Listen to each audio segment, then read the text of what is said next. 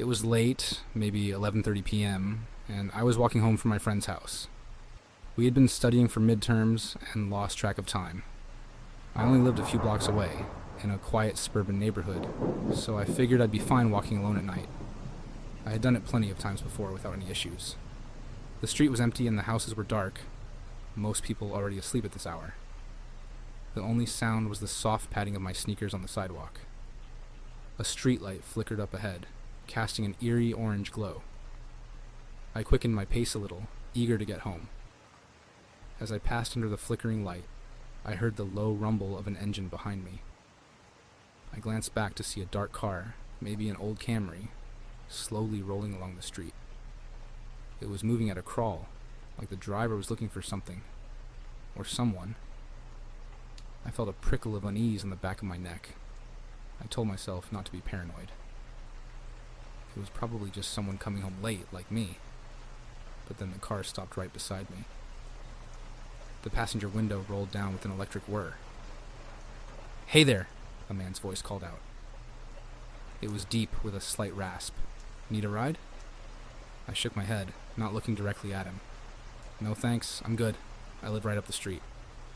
"Come on, a pretty thing like you shouldn't be walking alone at night," he persisted. "A lot of weirdos out there." I finally glanced over and saw him leaning across the center console to talk to me. He was older, maybe in his 40s, with unkempt stubble and glassy eyes that reflected the streetlights. Something about his stare made my skin crawl. "Really? I'm fine," I said firmly, walking a little faster. "Have a good night." The car kept pace with me. The man was still talking, his voice taking on a harder edge. "Don't be like that, sweetheart. I'm just trying to be a gentleman. Now get in the car." My pulse spiked, and my mouth went dry. This was bad. I knew I shouldn't engage with him further. I took a deep breath, ready to bolt, when suddenly another voice cut through the night. "Ashley? Is that you?" I turned to see my neighbor, Mrs. Coltrane, walking her little terrier on the other side of the street. She was waving at me, her brow creased with concern. The car beside me suddenly sped up, engine growling as it lurched forward and disappeared around the corner. I stood frozen, my heart slamming against my ribs. Mrs. Coltrane hurried over, her dog yapping excitedly. "Are you all right, dear? That man wasn't bothering you, was he?" "I'm okay," I managed, my voice shaking slightly. "He just wanted to give me a ride, but I said no." She frowned, looking in the direction the car had gone. "Thank goodness I came along when I did. You never know what someone like that might do." She put a gentle hand on my arm. "Here, let me walk you home, just to be safe." I nodded gratefully, falling into step beside her. I kept glancing over my shoulder until I was safely inside my house, the door locked firmly behind me. I didn't sleep much that night, or the next. Every time I closed my eyes, I saw that man's face, his predatory stare boring into me. I wondered what would have happened if Mrs. Coltrane hadn't shown up when she did. I don't walk alone at night anymore, and when I see a car slowing down near me, my heart still skips a beat, my hands curling into defensive fists in my pockets. I know not everyone is a threat, but now I'm always braced for the worst, for that one time when a friendly offer could turn into something far more sinister.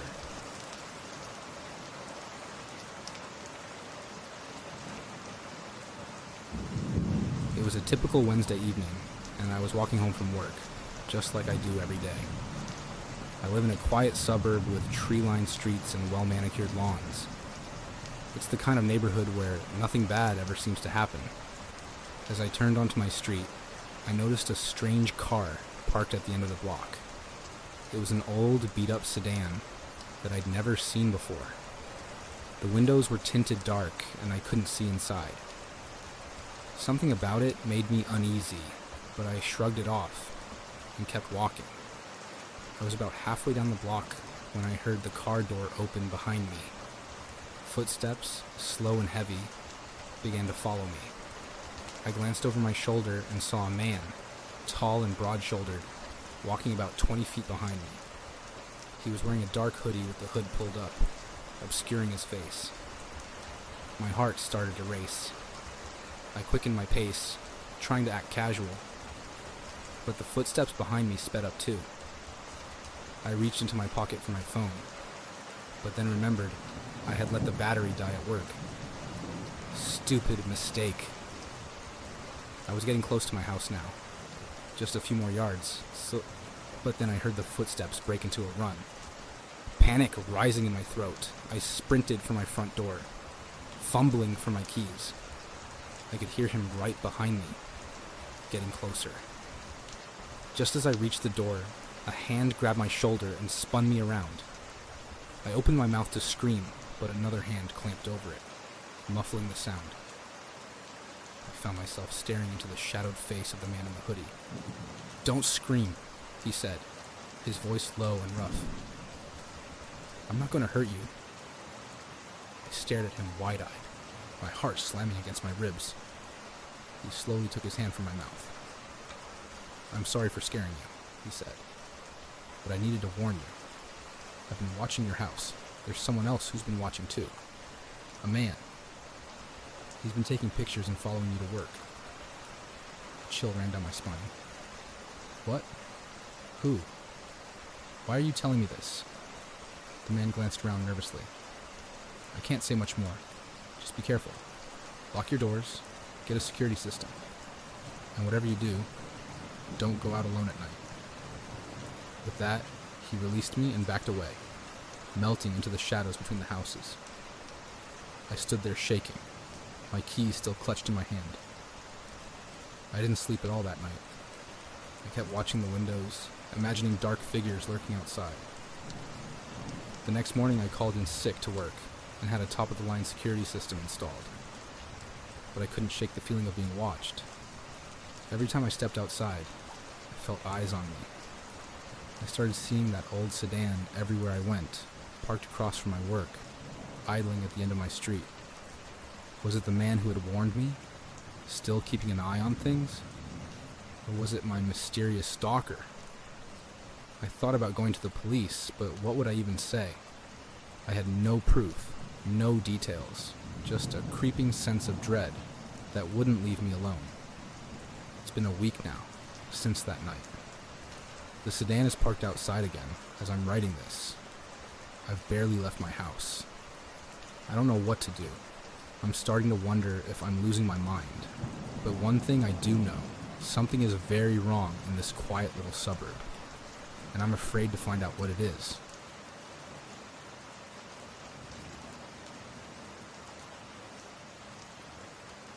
It was late, probably around 11:30 p.m., and I was driving home from a friend's house across town.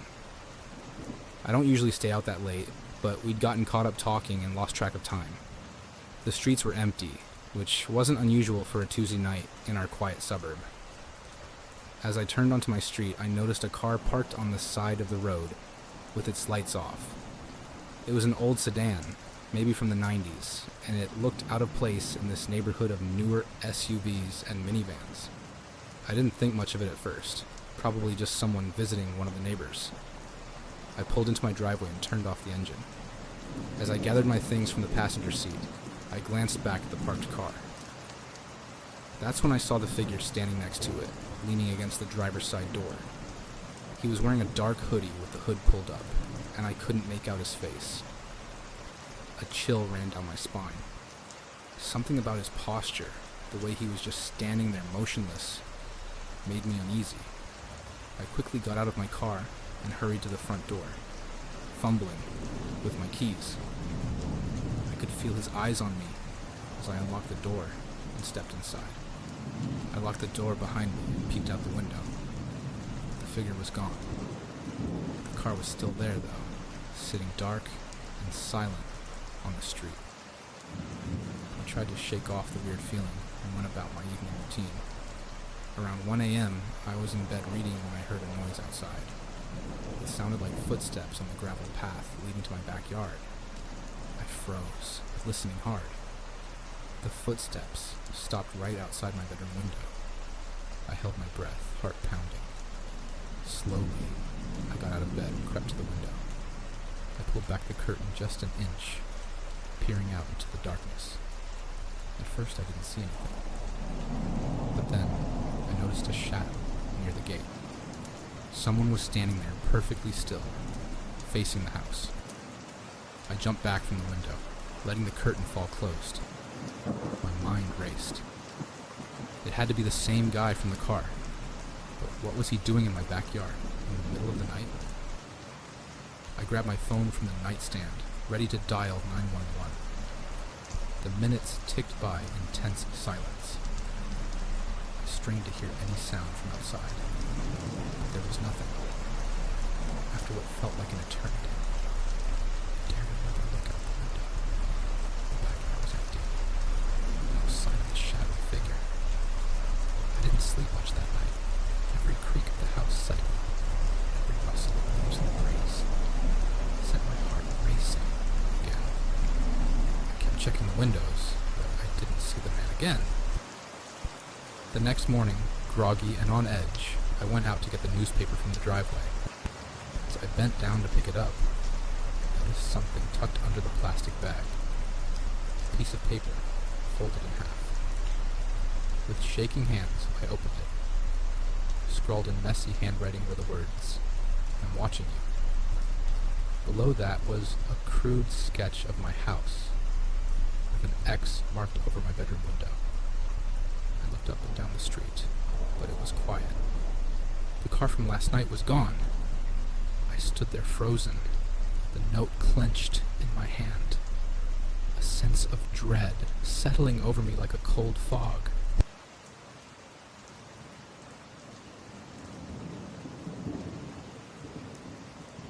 The street I live on is quiet, lined with tall trees that cast long shadows in the late afternoon sun.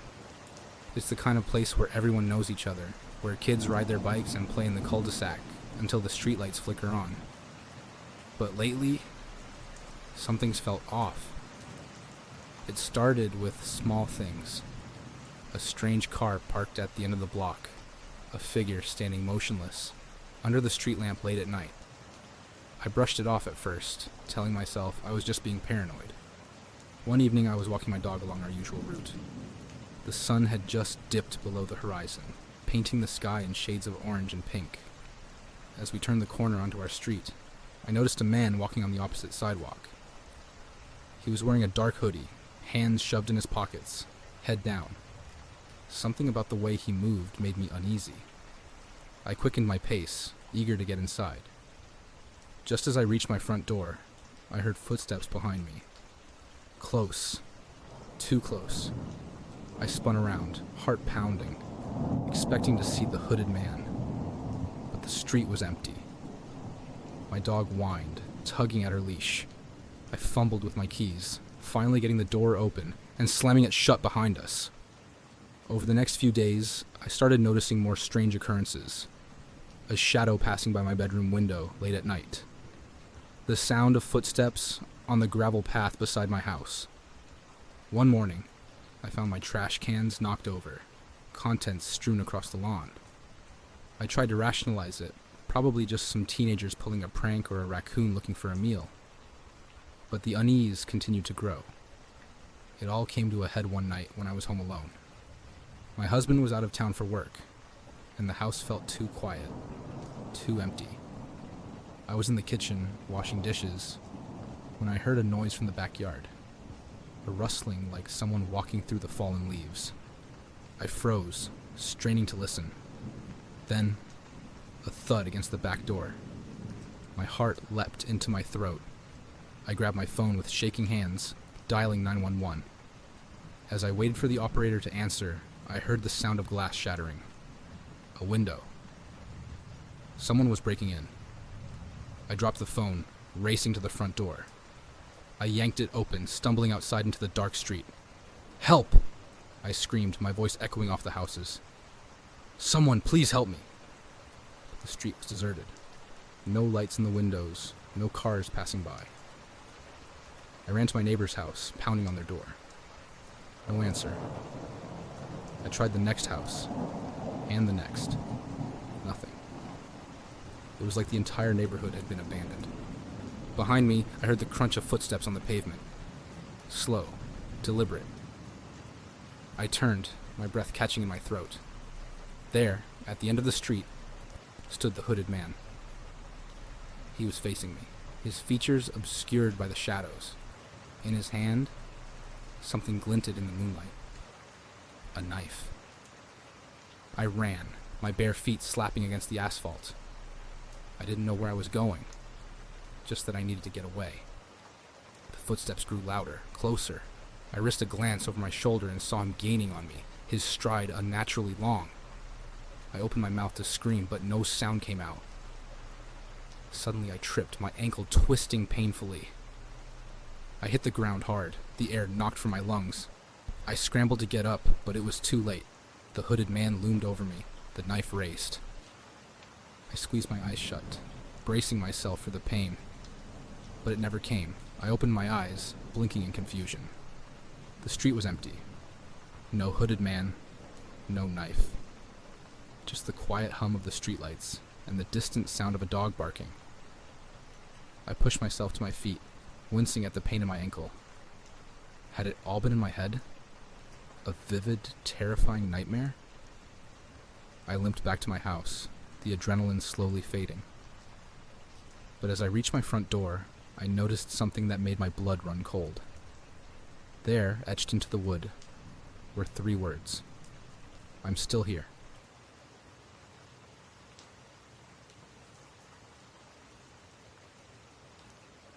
It was a typical Tuesday evening, and I was walking home from my friend's house. We had been studying late for midterms and lost track of time. By the time I left, the streets were dark and empty. I only lived a few blocks away, so I didn't think much of it.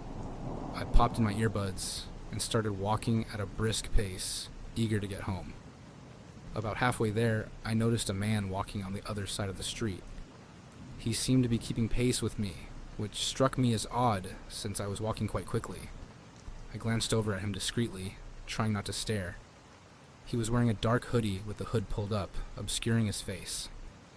His hands were shoved in his pockets, and he walked with a slight hunch, as if trying to make himself smaller. I felt a prickle of unease, but told myself I was being paranoid. It was a public street after all, and he wasn't doing anything overtly threatening. I kept walking, focusing on the music in my ears and the rhythm of my steps on the pavement. A minute later, I looked over again, and my heart nearly stopped. The man had crossed the street and was now walking on my side, still keeping pace with me about 20 feet back. I could feel his eyes on me, boring into the back of my head. My pulse quickened, and I reached into my pocket for my phone, ready to dial 911 if needed. I considered crossing the street myself, but something told me that would only make things worse. Instead, I picked up my pace, walking as fast as I could without breaking into a run. The man matched my speed effortlessly, closing the gap between us to about 10 feet. I could hear his footsteps now, even over my music. They sounded heavy and purposeful, like he was on a mission. Panic rising in my throat, I ripped out my earbuds and whirled around to face him. "What do you want?" I demanded, trying to keep my voice steady. "Why are you following me?" The man stopped abruptly, startled by my confrontation. For a moment he just stared at me, his face still hidden in the shadows of his hood. Then slowly, he raised his hands in a gesture of surrender. "Easy," he said, his voice low and raspy. "I'm not trying to scare you. It's just, you drop this back there." He reached into his pocket and pulled out a small object, holding it out to me. I squinted at it suspiciously. It was my student ID card, which must have fallen out of my bag at some point.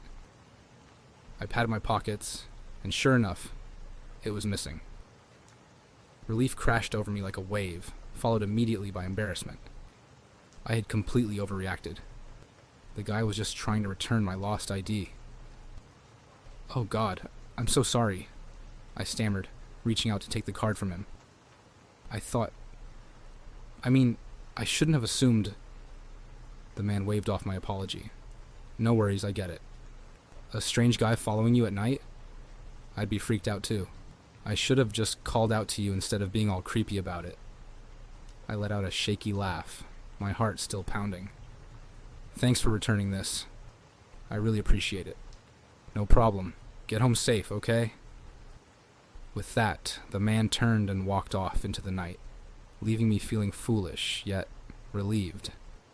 I hurried the rest of the way home, ID clutched tightly in my hand, adrenaline still coursing through my veins. It wasn't until I was safely inside, with the door locked behind me, that I took a closer look at the card. My blood ran cold. The ID was identical to mine in every way.